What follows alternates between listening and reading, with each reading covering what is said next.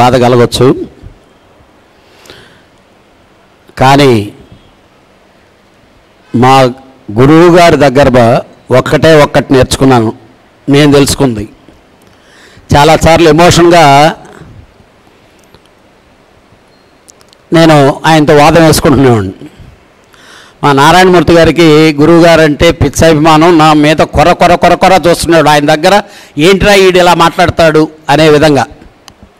కానీ ఎవరో వస్తున్నారు మీ ఆయన దగ్గర పనికి అని చెప్పినంటే నేను ఇమీడియట్ గురువుగారు మొన్న అలా అన్నాడండి గురువుగారు మిమ్మల్ని, వాడికి ఎందుకు ఇప్పుడు భుజాన్ని వేసుకొని మమ్మల్ని బయటికి బొమ్మని వాళ్ళతో మాట్లాడుతున్నారంటే ఒకటే మాట చెప్పేవాడు, ఈరోజు దాసనారాయణరావు అవసరం తెలిసింది కదరా, మన దగ్గరకు వచ్చాడు, మనం అతనికి హెల్ప్ చేస్తే బయటికి వెళ్ళి ఆడి మనసు వన్ షాప్ పెట్టద్ది అని అనేవాడు.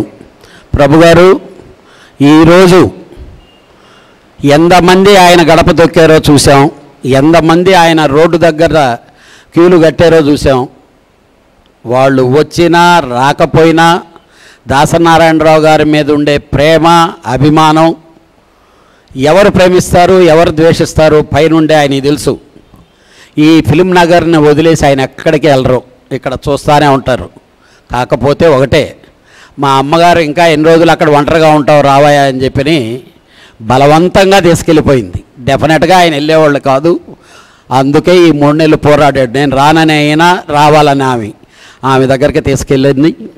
ఆయన ఆత్మకి శాంతి కలగాలని మీరందరూ ఎలా కోరుకుంటున్నారో. మొన్న ఒక ఆర్టికల్ రాశాడు ఒక అతను వాట్సాప్లో, పిచ్చెత్తిపోయింది. యముడు కూడా లేచి దాసనారాయణరావు గారు మీరు యమధర్మరాజు మీద ఇలాంటి ఎంత గొప్పగా మీరు సినిమాలు తీశారని చెప్పి ఒక కామెంట్ చేసి ఇప్పుడు వాట్సాప్లో అది రన్ అవుతూ ఉంది. అలాగా యమధర్మరాజు లాంటోడే ఆయనకి అంత మహోన్నత ప్లేసు అక్కడ ఇచ్చారు. డెఫినెట్గా ఆయన ఆత్మకి శాంతి చేకూరుతుంది. ఈరోజు ఇక్కడికి వచ్చిన పెద్దవాళ్ళు కాదండి ఆయనకి కావాల్సింది, ఇక్కడికి వచ్చారు చూసారా కార్మికులు, వాళ్ళు ఆయనకి కావాల్సింది, ఆయనకి ప్రేమించేవాళ్ళు వాళ్ళే తప్పితే ఇంకా ఎవ్వరు ఎక్కడో ఉండి గాలి మేడలు కట్టి గాలి మాటలు మాట్లాడేవాళ్ళు అవసరం లేదని అనుకున్నారు. ఆ ప్రేమతో ఉండేవాళ్ళు వచ్చారు. రాని వాళ్ళు డెఫినెట్గా మనసులో వాళ్ళని గుచ్చుతూనే ఉంటుంది. వాళ్ళు పైకి వెళ్ళేదాకా దాసనారాయణరావు గారు దానికి మనం వెళ్ళలేకపోయామని గుచ్చుతూనే ఉంటుంది.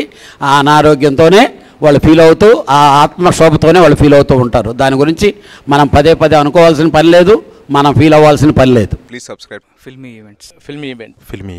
ఫిల్మీ ఈవెంట్స్.